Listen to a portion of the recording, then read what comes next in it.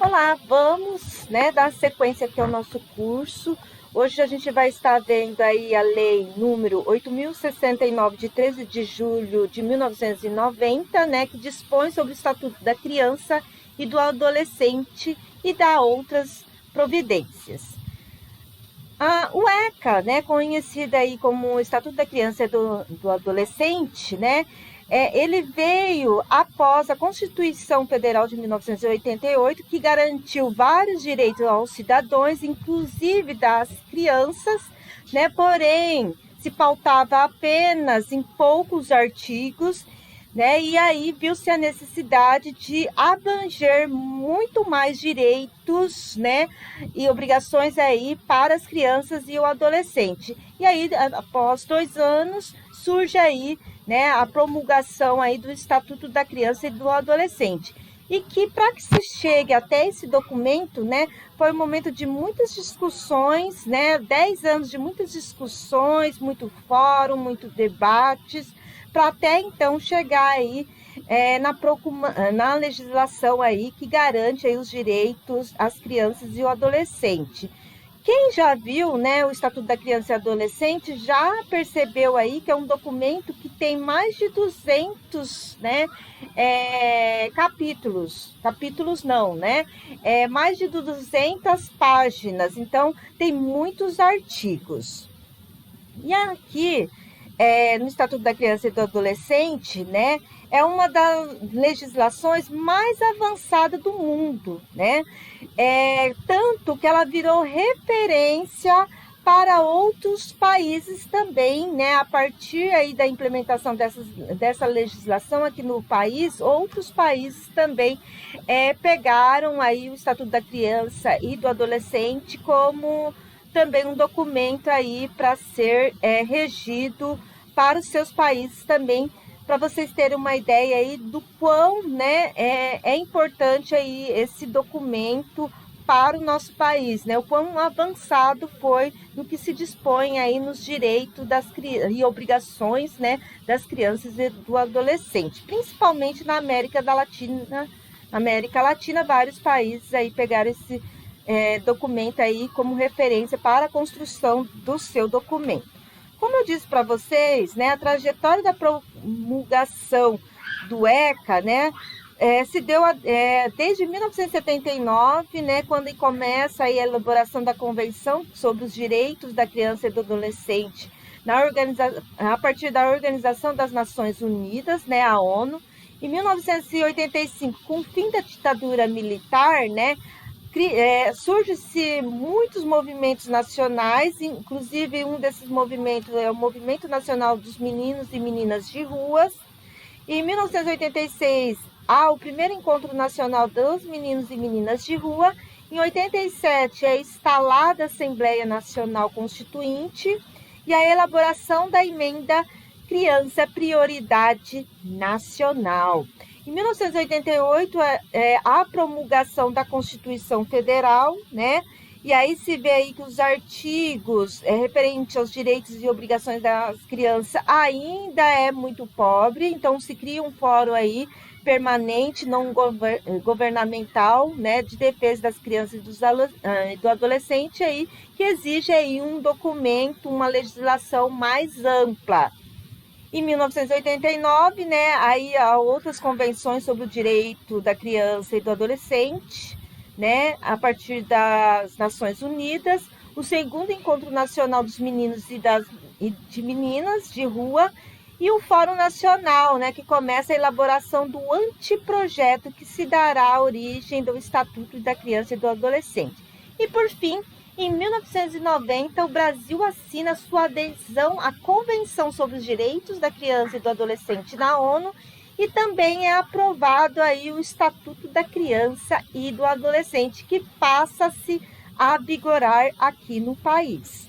E aí, o Estatuto da Criança e do Adolescente, que é a Lei 8.069 de 90, é um conjunto de normas jurídicas que contempla o artigo da Constituição Federal, esse artigo é o 227, e ele representa um divisor de águas na história da infância e do adolescente brasileiro, E aí a gente vê aí muitos direitos e obrigação por parte da família e do Estado, né, em relação aí esses indivíduos, pois instaura aí direito para essas crianças, entendendo eles como sujeitos de direito e garantindo o atendimento integral, né?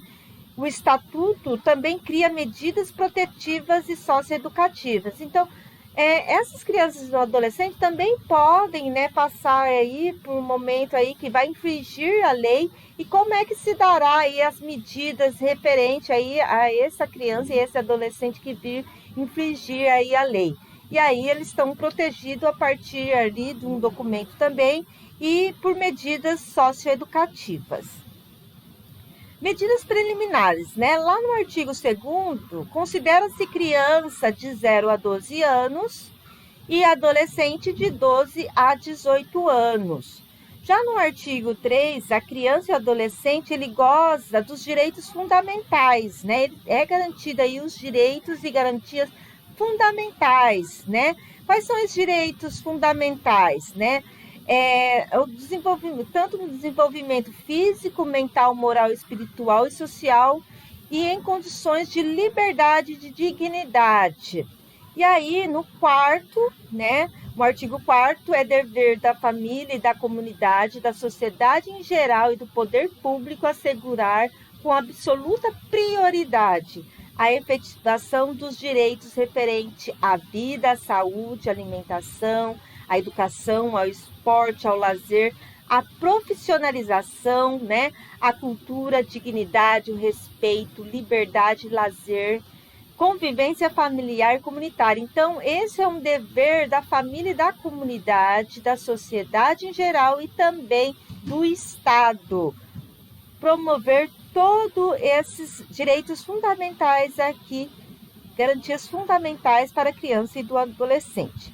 Principais direitos previstos no ECA, né? Então, é o direito à proteção, à vida, à saúde, com absoluta prioridade, sem qualquer forma de discriminação. Então, a proteção, direito à vida dessas crianças e desses adolescentes, à saúde, né?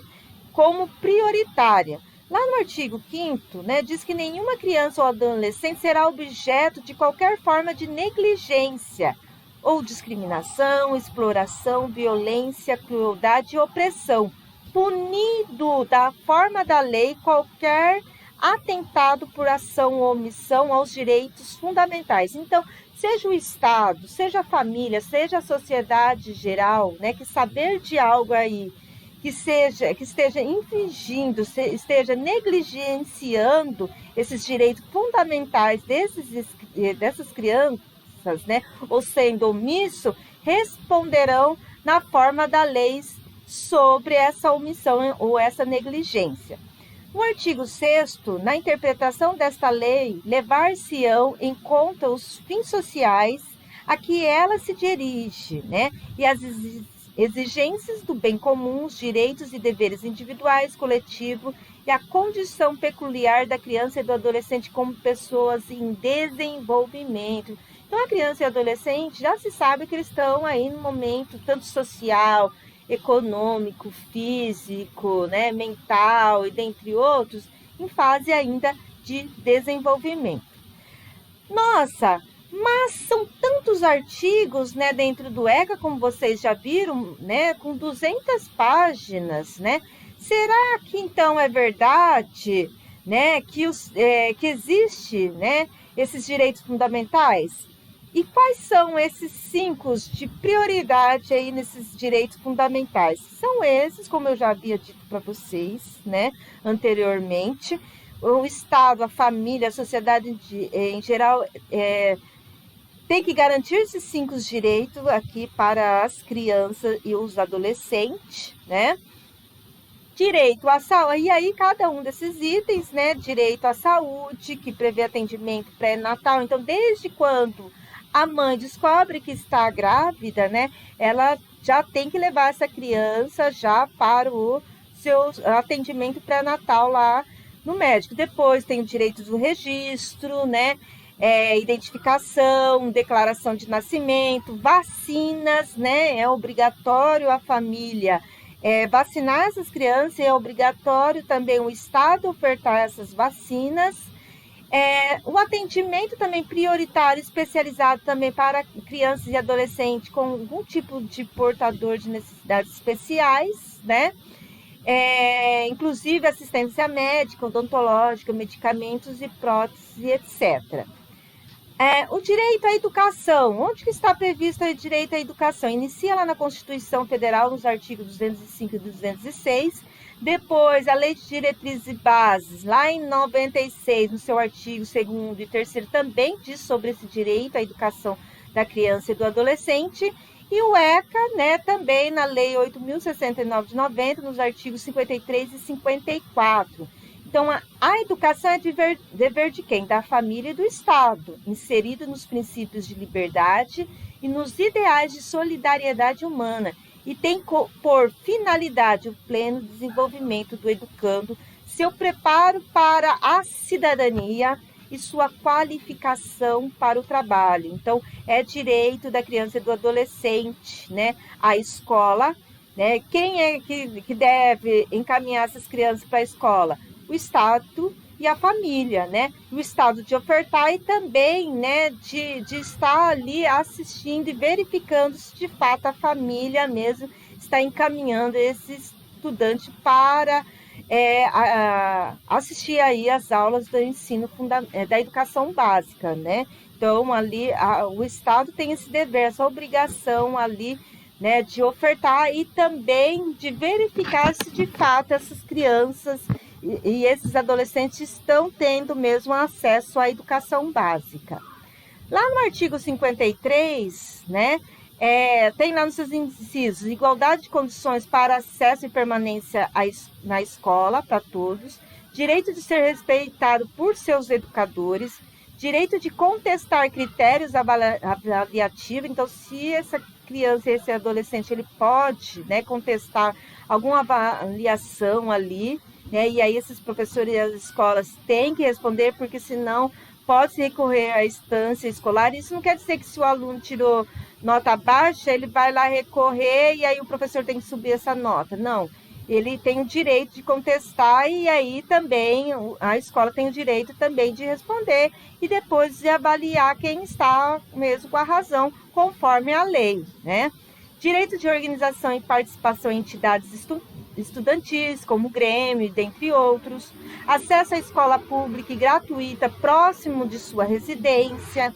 No parágrafo único, é direito dos pais ou responsáveis ter ciência do processo pedagógico, bem como participar da definição das propostas educacionais. Tá vendo como é importante nós, professores, sabermos aqui desses direitos das crianças, né? Principalmente aí que os pais ou responsáveis por essas crianças também, que tenha ciência e que acompanhem o processo pedagógico dessa criança. No artigo 53, né, então está aqui todo o inciso aqui dos direitos das crianças, como a gente já viu anteriormente, né?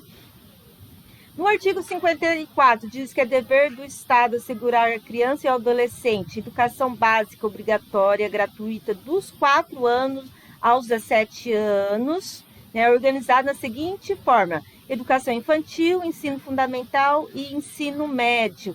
Então, é obrigatório o Estado assegurar, né, que tenha ali essa criança, né, oferta das etapas da educação básica, desde os 4 anos aos 17 anos. Então, os pais, a família é obrigado, né, o responsável é obrigado a estar encaminhando essas crianças para a escola desde os 4 anos, né, e até os 17 anos como obrigação, é obrigatório, podendo aí responder legalmente por isso, né? E o Estado de ofertar a educação infantil gratuita até os 5 anos de idade, atendimento educacional especializado gratuito aos educandos com algum tipo de necessidades especiais, acesso público e gratuito ao ensino fundamental e médio, né? E que todos possam concluir aí na idade certa. Acesso aos níveis mais elevados do ensino, da pesquisa e da criação artística, segundo a capacidade de cada um. Então, o Estado deve ofertar tudo isso daqui para a criança e o adolescente. O artigo 54 também diz, né, que o Estado deve assegurar a oferta do ensino noturno regular, adequadas às condições da criança e do adolescente, oferta da educação de jovens e adultos, né, adequadas para que ele tenha um acesso e permanência da escola. Vamos supor lá que o adolescente de 17 anos esteja ainda lá no 7º ano do ensino fundamental. Então, ele tem direito aqui de fazer o ensino fundamental dentro da categoria, dentro da modalidade, né, educação de jovens e adultos. Atendimento ao educando em todas as etapas da educação básica por meio de programas suplementares de material didático escolar, transporte, alimentação e assistência à saúde, padrões mínimos de qualidade de ensino, né, vaga na escola pública de educação infantil ou de ensino fundamental mais próximo de sua residência, né, a partir dos 4 anos de idade. Direito à convivência familiar e comunitária. Então, é um direito da criança viver com sua família, né, e assistido ali, e educado no seio de uma família, e excepcionalmente no seio de uma família, ou excepcionalmente, né, no seio de uma família substituta. O direito à profissionalização e proteção ao trabalho e direito à liberdade, respeito e dignidade. Então, direito a que essa criança, esse adolescente tenha acesso, né, a curso profissionalizante dentro da escola, né, e dentre outros. E também o direito à proteção também ao trabalho, né, e aí a gente tem aí uma lei específica aí, né, no que tange, né, ao menor aprendiz, né, e aí tem toda uma lei, uma legislação que legisla aí quem pode, de fato, trabalhar a partir de qual idade e qual programa que vai estar assistindo ali, que é o menor aprendiz, né, para que ele possa aí ter uma proteção ali no seu trabalho, ali, que seja respeitado os direitos fundamentais em relação ao trabalho. Em síntese, traduz o princípio da proteção integral, inviolabilidade da integridade física, psíquica e moral, né? Preservando ali a imagem da identidade, da autonomia, de crenças, valores, ideias dos espaços e objetos pessoais e proteção contra qualquer tratamento desumano, violento, aterrorizante, vexatório ou constrangedor como tarefas imprescindíveis à prevenção de ocorrência, né, ou ameaça ou violação desses direitos, né? E aí, quais são os pontos positivos, né, a partir aí da criação do Estatuto da Criança e do Adolescente? Então, quais foram aí, depois de 1990, os itens positivos em relação ao Estatuto da Criança e do Adolescente? Primeiro, nós temos aqui, né, como eu já tinha falado para vocês, é um exemplo mundial para a proteção dos direitos das crianças e dos adolescentes, a criação dos conselhos tutelares, a criação dos conselhos municipais dos direitos da criança e do adolescente, a criação de varas especializadas, né? E aí, quando a gente fala varas, né, quando a gente vai fazer denúncia, e aí já tem né, um espaço, uma vara, uma criação, um espaço dentro, né, do judiciário especializado para a criança e o adolescente. A universalização de creches e escola pública, né, ou seja, criação de creches e escolas públicas, reduziu-se em 48,7% a taxa de mortalidade infantil, ampliou em 95% o índice de acesso à escola pública, porque como dos 4 aos 17 anos é obrigatório, né? 98% das crianças em idade escolar estão matriculadas no ensino fundamental. Isso é muito bom, né? Porque eu lembro que na década de 80, quando eu estudava, eu conhecia várias crianças que não estavam indo na escola, que os seus pais não matricularam.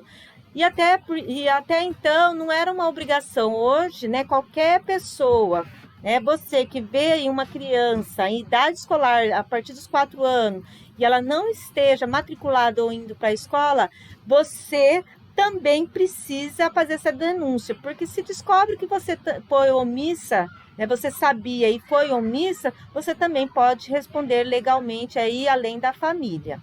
E também se você ver, né, casos, por exemplo, que o Estado não esteja que uma criança esteja fora da escola porque o Estado não está ofertando, está sendo omisso, você também deve fazer essa denúncia aí no Ministério Público. Quais são os pontos negativos, né? Infelizmente, o entendimento ainda de uma grande parte do público tem sobre a legislação, dizendo que o Estatuto da Criança e do Adolescente só beneficia, só dá direito e não dá obrigações para essas crianças e esses adolescentes, né? E ao contrário, né? Se trouxe aí os direitos e obrigações até mesmo para trazer segurança para esses indivíduos. Até porque antes de 1990 a gente tinha um número muito alto de crianças que estavam sem acesso à escola, de crianças que eram espancadas pelos seus familiares, por crianças que eram desassistidas pelo Estado e pela família, né? De crianças que estavam trabalhando muitas das vezes para sustentar a família e era retirada da escola. Então a gente via casos muito gritantes e que por falta de uma lei mais enérgica eram praticadas aí infelizmente, para as crianças e para os adolescentes. A mídia se preocupa em abordar os atos infracionais do adolescente e da criança, mas não questiona nem evidencia o descumprimento do Estatuto da Criança e do Adolescente e a negação dos direitos da criança e do adolescente, infelizmente. Alguns municípios brasileiros ainda não possuem os conselhos municipais e tutelares, e alguns conselhos existem apenas no papel ou não cumprem suas funções, infelizmente. Mas a gente só tem que, né, aplaudir essa lei aí. É importante que você, professor, conheça mais, né, todos esses artigos, apesar de ter mais de 200 páginas, muitos artigos, mas a gente vai estar deixando aqui no curso para que vocês conheçam, estudem e leiam esses artigos. Isso é de suma importância para nós, educadores. Seria para todos nós, na sociedade geral, mas nós, como lidamos ali, né, com crianças e o adolescente, a gente tem por obrigação conhecer cada um desses artigos aí, dessa legislação aí, desse documento aí, que é o Estatuto da Criança e do Adolescente. Muito obrigada e até aí o simulado e o próximo curso nosso.